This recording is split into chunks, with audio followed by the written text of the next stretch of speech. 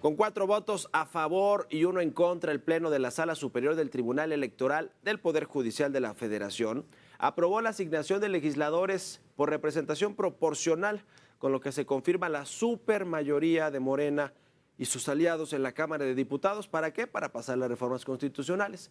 Este proyecto fue respaldado por los magistrados Mónica Soto, Reyes Rodríguez Mondragón, Felipe Fuentes Barrera y Felipe de la Mata, mientras que Janine Otálora votó en contra. Un voto en contra no les alcanzó a la oposición y a quienes no estaban de acuerdo con la sobrerepresentación. Mientras tanto, la presidenta electa Claudia Sheinbaum confirmó la adhesión de los senadores perredistas Araceli Saucedo y José Sabino Herrera a las filas de Morena, para que los 2 que les faltaban o 3 para tener la mayoría calificada en el Senado, pues también los puedan tener y que pasen las reformas en las 2 cámaras como tiene que ser. Esto ya les decía, en el Senado 66 de los representantes de Morena en la Cámara Alta y bueno, pues prácticamente la mayoría calificada. Le vamos a entrar a todos los detalles y con esto comenzamos las noticias de la mañana.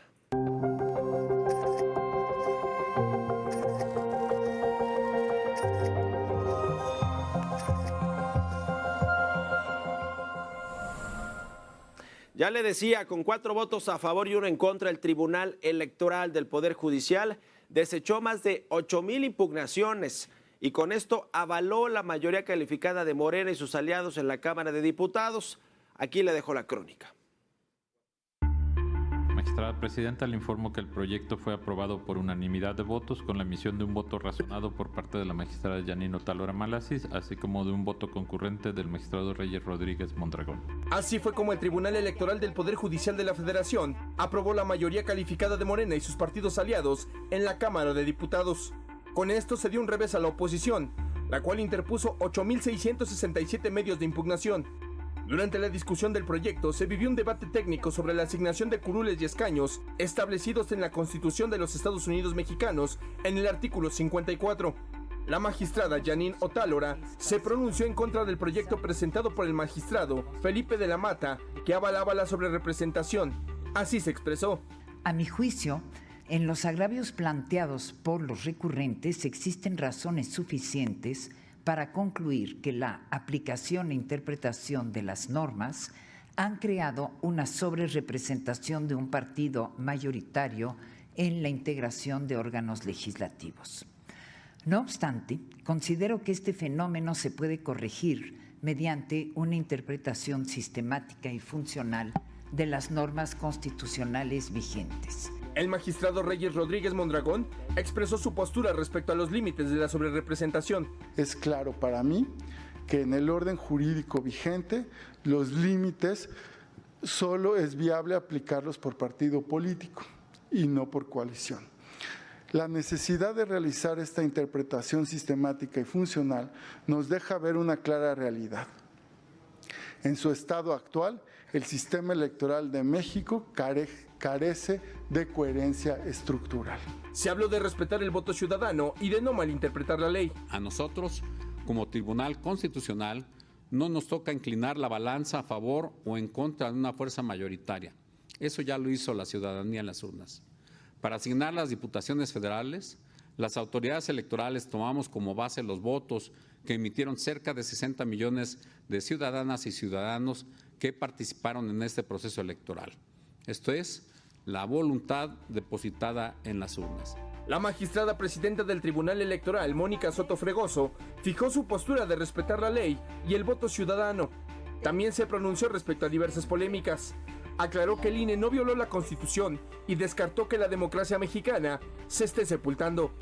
Michel Santiago Díaz, Heraldo Media Group.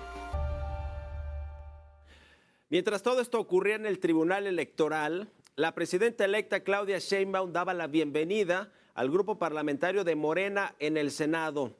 Le daba la bienvenida a los experredistas Araceli Saucedo y José Sabino Herrera, que se quedaron sí huérfanos de partido, pero pues ellos los votaron como oposición a Morena y al oficialismo. Y la realidad pues es que, además de todo en sus campañas, pues no defendían para nada las causas de Morena ni las reformas. Pero bueno, pues mire, así es el chapulineo en la política y pues están al mejor postor. ¿Quién es hoy el mejor postor? Morena y sus aliados. Así se vivió el momento. Darle la bienvenida a esta histórica fracción parlamentaria, a Araceli Saucedo de Michoacán y a José Sabino Herrera de Tabasco.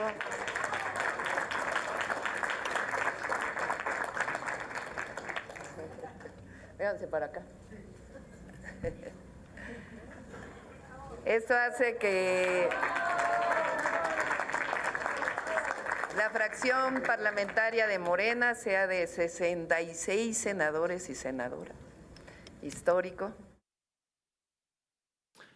Bueno, ¿quiénes son Araceli Saucedo y José Sabino Herrera? Se los explico en la siguiente nota. En medio de la polémica por la cantidad de legisladores que Morena y sus aliados tendrán en la próxima legislatura del Congreso de la Unión, el partido confirmó la incorporación de los experredistas José Sabino y Araceli Saucedo a su grupo parlamentario. ¿Pero quiénes son estos personajes? Le cuento. Originaria de Michoacán, Araceli Saucedo es licenciada en Derecho. Sus inicios en la política se dieron en 2002, cuando se desempeñó como consejera del Comité Ejecutivo Municipal del PRD en Salvador Escalante, Michoacán. Posteriormente, asumió diversos cargos al interior de su movimiento. De 2012 a 2015 fue diputada federal suplente y regidora de Salvador Escalante. En las pasadas elecciones del 2 de junio, Saucedo fue electa como segunda fórmula senatorial, convirtiéndose en la única senadora en alcanzar un escaño sin grupo parlamentario. Por su parte, José Sabino es originario de Tabasco y se ha desempeñado en el sector ganadero como miembro de la Asociación Mexicana de Creadores de Cebú, así como de la Asociación Mexicana de Creadores de Ganado Bovino. En el ámbito político, Sabino destaca por haber sido diputado local en el Congreso de Tabasco, donde impulsó políticas relacionadas con la agricultura y el desarrollo rural. Israel Morales, Heraldo Media Group. En tanto, Jesús Zambrano, el presidente nacional del PRD, lamentó la decisión de los senadores Araceli Saucedo y José Sabino de sumarse a Morena. Advirtió que con ello le dan la espalda a la militancia del partido y a las mujeres y hombres que votaron por ellos en Michoacán y en Tabasco. Consideró que ahora sí entramos de lleno al sendero de la muerte de la democracia mexicana. Bueno, así lo dijo Jesús Zambrano, expresidente del PRD. Y hay que señalar que con este movimiento Morena y sus aliados suman 85 legisladores, por lo que están a solo un escaño de obtener la mayoría calificada en el Senado. Pero a ver, ni siquiera se necesita cooptar a alguien más. Solo se requiere que a alguien de la oposición pues no vaya a votar ese día. Y ya, con una ausencia, pasa la reforma, las reformas constitucionales, las que quieran votar Morena y los aliados. De acuerdo con la ley orgánica del Congreso General de los Estados Unidos mexicanos, se requieren 86 de los 128 senadores que conforman la Cámara Alta para lograr la supermayoría, pero ya les decía, en una votación de este tipo, con una ausencia, se puede pasar esa reforma, estas reformas constitucionales, empezando por la judicial. Y por cierto, Gerardo Fernández Noroña fue designado por la bancada de Morena como el próximo presidente de la mesa directiva del Senado, mientras que Ifigenia Martínez será la presidenta de la Cámara de Diputados en esta 66ª legislatura que inicia el domingo 1 de septiembre. Ifigenia Martínez será quien entregue la banda presidencial a Claudia Sheinbaum en su toma de protesta. En cuanto a las coordinaciones por bancada, estas quedaron de la siguiente manera. Morena designó a Adán Augusto López como su coordinador en el Senado de la República, mientras que Ricardo Monreal será el coordinador en la Cámara de Diputados. Por su parte, el PAN nombró a Noemí Luna como coordinadora del grupo parlamentario en la Cámara Baja en Diputados y a Guadalupe Murguía como la coordinadora en el Senado de la República. En tanto, el PRI, el movimiento aprobó la reelección de Manuel Añorbe en el Senado como coordinador y de Rubén Morera como coordinador en la Cámara de Diputados. Seguirán en sus puestos. Actualmente esos son los que ostentan estos dos priistas. Y bueno, pues lo tendrán durante 6 y 3 años más, respectivamente, 6 en el Senado y 3 en Cámara de Diputados. En tanto, Movimiento Ciudadano eligió a Ivonne Ortega como su coordinadora en la Cámara de Diputados y a Clemente Castañeda en el Senado de la República. Por cierto, que bueno, pues Dante Delgado se confirmó que no le alcanzó con las reglas del INE para pues para ser legislador en activo, para ser senador. Se quedó sin curul, pues, Dante Delgado, el líder de Movimiento Ciudadano. Así son las cosas, por un tema además de paridad de género, y que, bueno, pues lo ratificó las autoridades electorales. Y el grupo parlamentario del Verde en la Cámara de Diputados cedió a Morena a 15 de sus legisladores electos. Esto para que el partido se quede con la presidencia de la Junta de Coordinación Política. De acuerdo con el Verde, el acuerdo se dio entre su próximo coordinador parlamentario en San Lázaro, Carlos Alberto Puente, y su homólogo de Morena, Ricardo Monreal.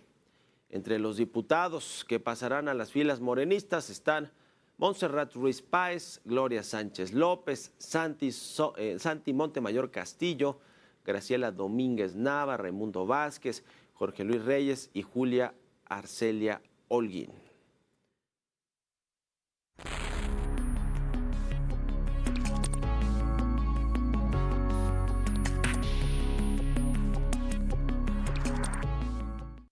Las vueltas que da la vida y la política, de todo lo que se quejaron por años y años la oposición de izquierda, la que en un principio pues recogió el Partido de la Revolución Democrática, el PRD, hoy pues un partido en extinción porque no alcanzó los números necesarios para mantener su registro, y que después se convirtió en Morena. Hubo, digamos, estas tribus corrientes del PRD, y una de estas derivó en la creación de Morena, con todo ese arrastre social que vino sembrando desde hace mucho tiempo Andrés Manuel López Obrador, conformó su partido, y bueno, pues ahora sí que el resto es historia, ¿no? Hoy Morena es el nuevo PRI, porque es el nuevo partido hegemónico.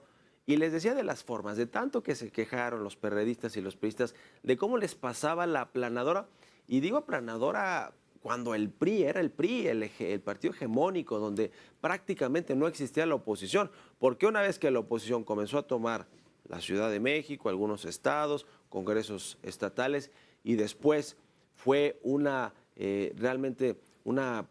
tuvo una posición relevante en el Congreso Federal, en la Cámara de Diputados y en el Senado, ya no hubo esta aplanadora. Y estoy hablando, por ejemplo, en los gobiernos panistas, donde se dio la primera alternancia presidencial con Vicente Fox, y le siguió Felipe Calderón, luego regresó Peña Nieto y pasó lo que pasó, y llegó por primera vez la izquierda con López Obrador. Desde el PAN para acá no ha habido supermayorías.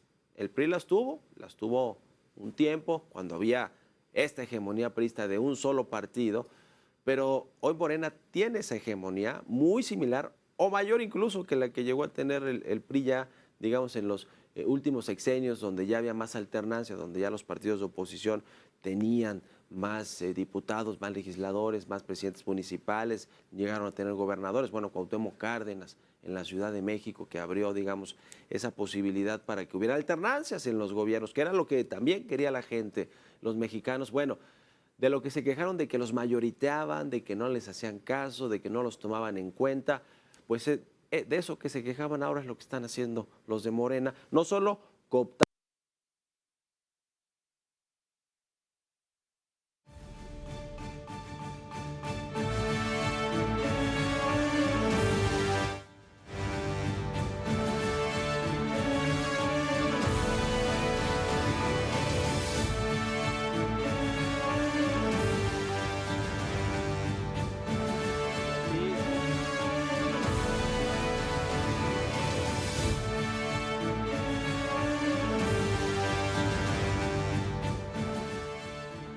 Bueno, algo nos pasó aquí con el micrófono, ya ven que tengo ahora de mano. No crean que algo nos pasó, no crean que hubo la censura que llegó de algún otro lugar para lo que yo estaba diciendo de la hegemonía de Morena y de sus aliados en el Congreso Federal para mayoritear a la oposición, que ahora es el PAN chiquito, el PRI todavía más chiquito y Movimiento Ciudadano. Y les van a pasar la aplanadora, ¿por qué?